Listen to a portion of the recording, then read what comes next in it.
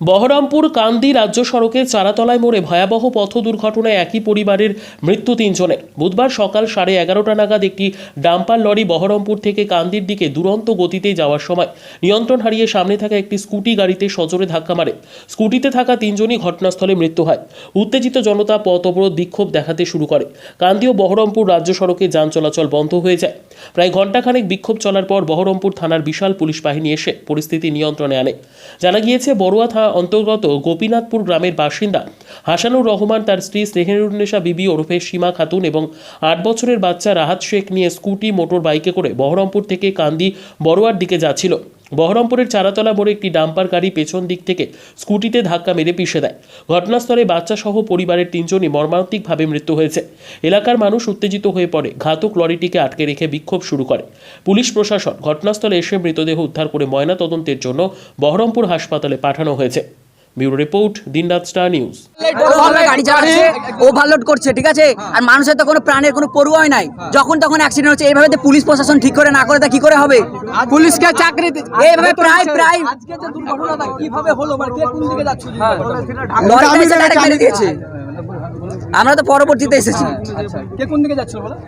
এ বহরমপুর থেকে এদিকে কান্দি থেকে যাচ্ছিল, স্কুটি যাচ্ছিল, ইও যাচ্ছিল। এখানে আমরা কেউ কোথাও যাচ্ছি না, এখন স্কুটি যাচ্ছিল, তোমার ডাম্পারে যাচ্ছিল একসাথে। কে জানে কে কোন দিকে যাচ্ছিল? আমি এই ধারে যাচ্ছে।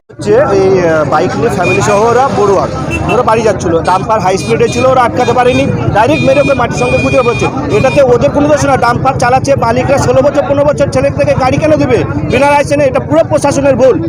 ওরা বাইকের জন্য 500 টাকা ফাইন মারছে, কিন্তু ডাম্পারে যাদের লাইসেন্স না তারা ডাম্পারটা চালাচ্ছে কি করে?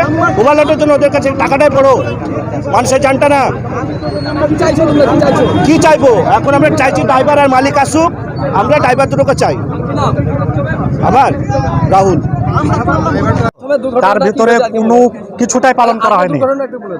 আজকের দুর্ঘটনায় তো দেখতে পেলেন 3টে লাশ পড়ে আছে। এর আগেও পরিবর্তে এরকমই একটা সেম ঘটনা হয়েছিল। আমাদেরকে পুলিশ প্রশাসন এখানে বুঝিয়ে গেছে যে আর পুরা দায়িত্ব আমরা লিছি, যতটুকু আমরা পারি ততটুকুই করব। সে বলে আমাদেরকে সব বুঝিয়ে দিয়ে গেছিল, কিন্তু তার পরিবর্তে কিচ্ছু করা হয়নি। আজও সেম ওই কেসই হলো, তারপরেও পুলিশ এই কথাই বলছে যে এর দায়িত্ব আমরা লিছি। তাহলে আমরা এরকম বারবার এই দুর্ঘটনা হবে আর আমরা কত সহ্য করব? এখানে যে আজকের দাবিটা হচ্ছে, এই রাস্তাঘাটে যেভাবে ডাম্পারগুলো চলছে ওভারলোড, পুলিশে কি করছে 500 টাকা লিছে, যে সে গাড়িগুলোকে ছেড়ে দিচ্ছে। তাহলে আমরা চাইছি এই 500 টাকার বিনিময়ে গাড়িগুলোকে না ছাড়া হোক, সেটা তাদের ওপরে তারা যেহেতু ওভারই করছে তাদেরকে ফাইন করা হোক, সেই সবগুলো বন্ধ করা হোক।